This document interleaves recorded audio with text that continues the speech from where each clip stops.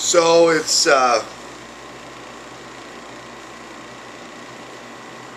Tuesday, July 19th, and I had a pretty fucked up day. Disaster after disaster after disaster.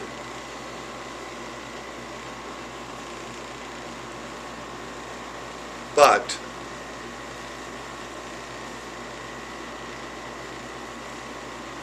I also had a revelation that maybe I need to try to save the farm. I just sent a message to the reporter who's doing a story for the LA Weekly that despite the fact that I have zero energy and zero understanding of how to pull it off,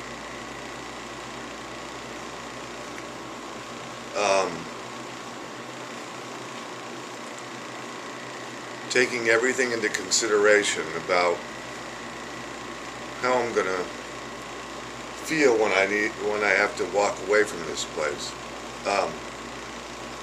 and what could have been.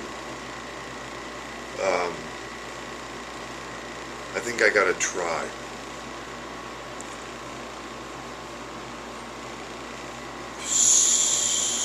That's as far as I've gotten.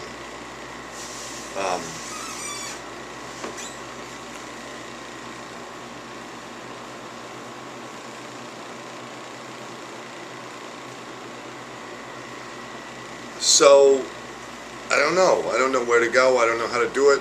I don't know anything about it. I mean, I know how much dough I need. I've never been in a situation in my life where I would be dependent on the kindness of strangers to this degree.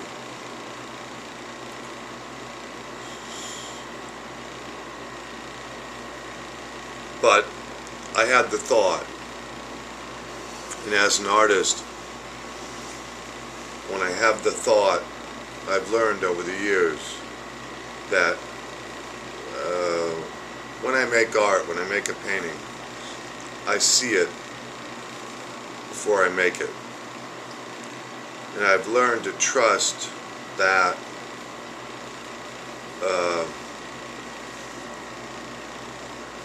that intuitive.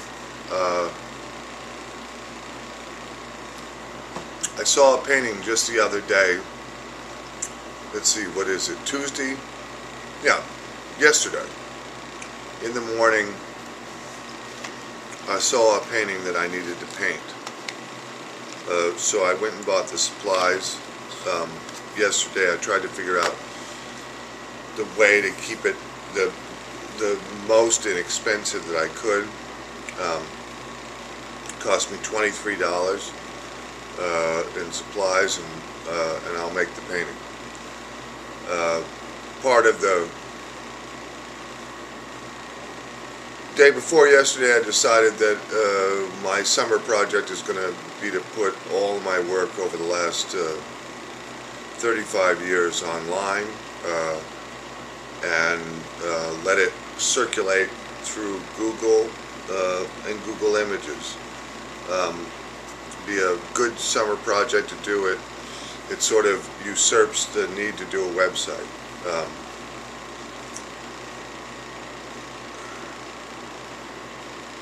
So, conceiving of an idea, for me, if I conceive the idea, I then feel compelled to act on it and to make it come to fruition. As an artist, that's definitely something I know how to do.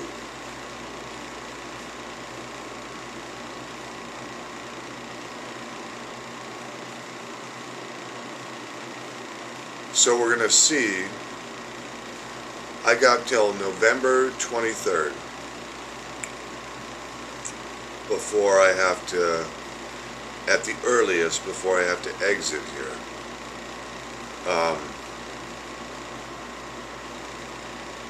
Truth of the matter is I need help.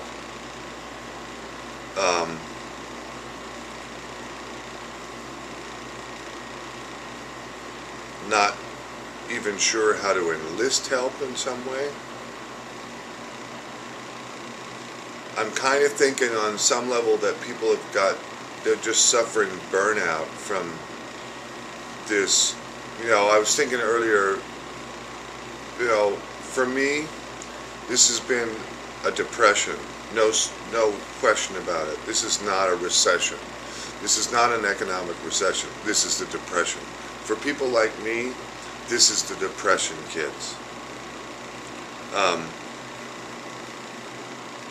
You may not see the bread lines, but don't fucking kid yourself.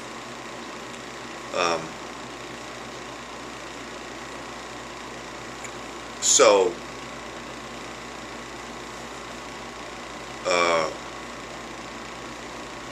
where to go from here? I mean, I've actually turned it around to the degree that I can survive, but not turned it around to the degree that the farm could survive. And the farm, and accepted the idea that the farm could be mobile, or that the farm could be temporary. All kinds of farmers all over the country grow on leased land and land they don't own, but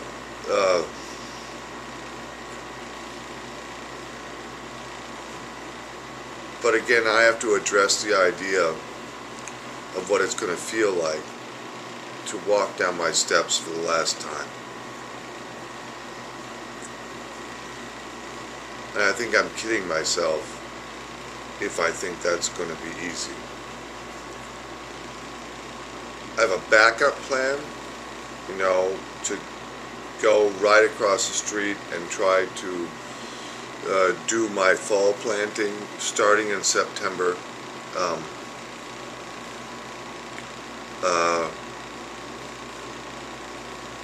And who knows if that'll work. Otherwise, I'll continue to farm on the little plot I've got and then try to expand that further. There's two goals by September 24th. One is to have enough money in the bank to be able to rent something else. And the big X factor in that is, and this is the fucked up thing about this that people don't really know or don't really consider,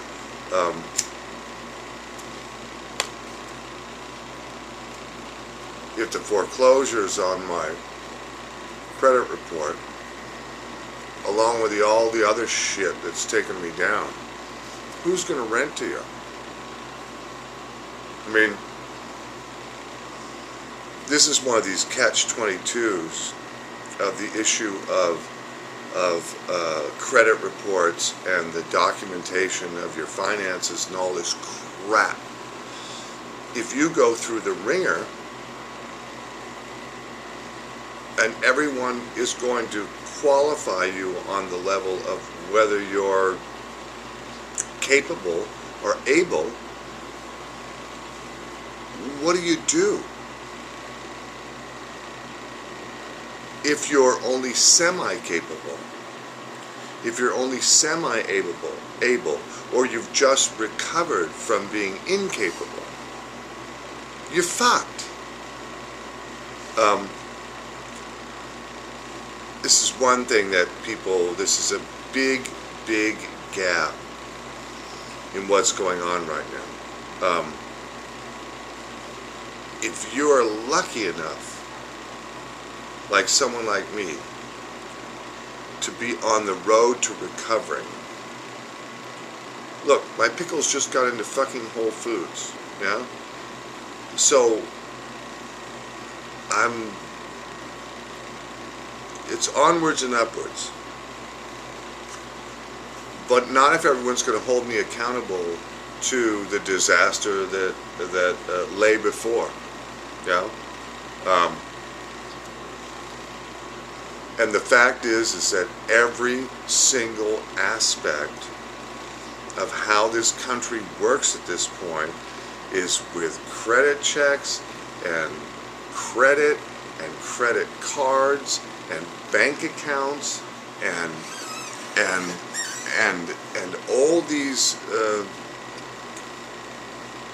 all of these fictions that we've created and we've allowed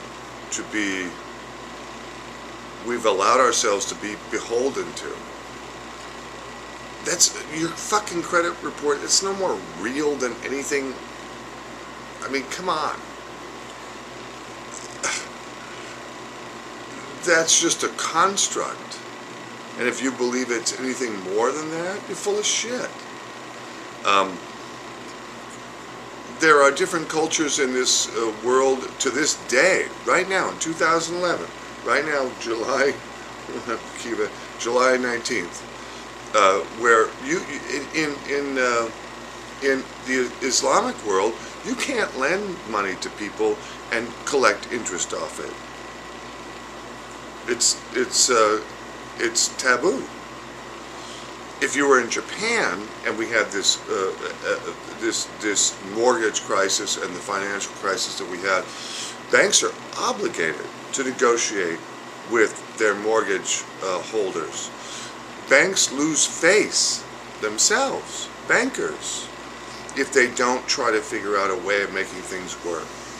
So, that one culture that I want to move to that has the big rocks, where the big rocks are like the big round stones, and the stones are the currency that are inherited.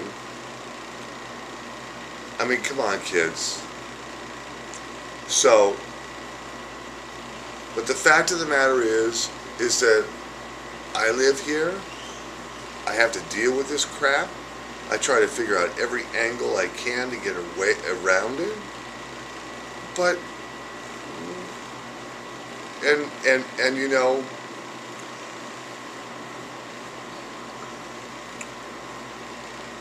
in a lot of ways I probably can, because I'm a white educated guy that can figure out how to get around different hurdles. It doesn't feel that way a lot of times, but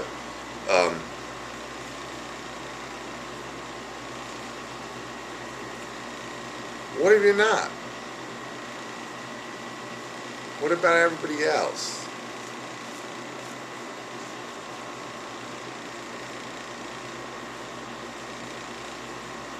You know, I think one of the big issues that's glaring about this whole thing, and maybe one of the reasons I won't be able to save the farm, is because I think people are just burnt out, right?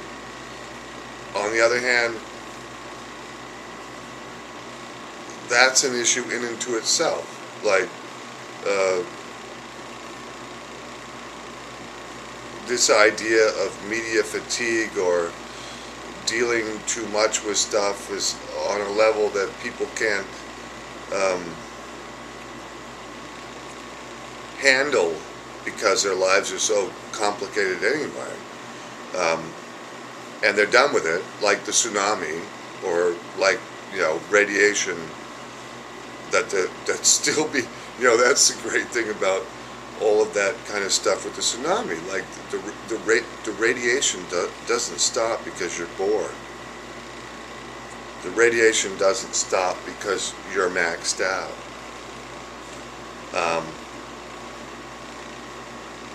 That radiation just keeps pulsing. And I think this is a big lesson we have to learn in this very techno-savvy, media-saturated world. Just because you don't like it anymore, just because you're sick of hearing about it, or just because you can't deal, it doesn't go away.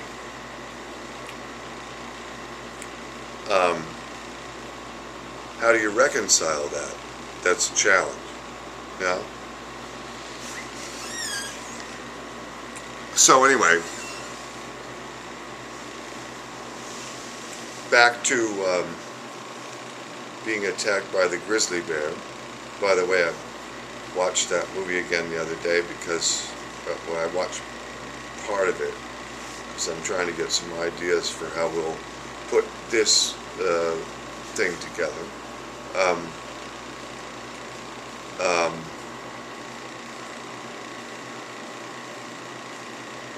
We'll see what happens.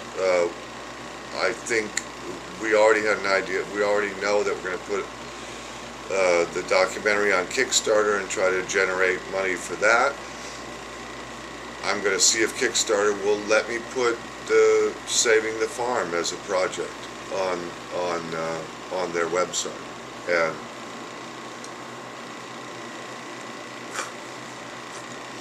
nice. Or see if we can, or see if we put both things together. We put the documentary together with Saving the Farm as all one thing, because it is anyway. Fuck, man, like I need another thing on my plate right now. Yeah. I mean, last 4 days or so, I have these episodes where I can't lift my left arm.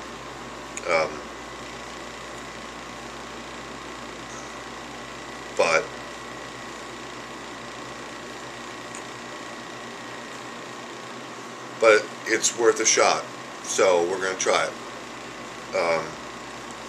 and try to save the farm.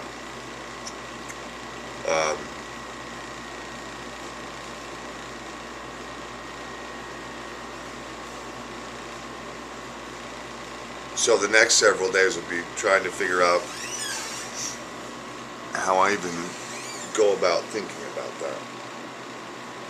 In the meantime, I'm going to start a new painting that I'm really fascinated by. The farm is full tilt. I got a co-packer for the pickles today, so Whole Foods looks plausible.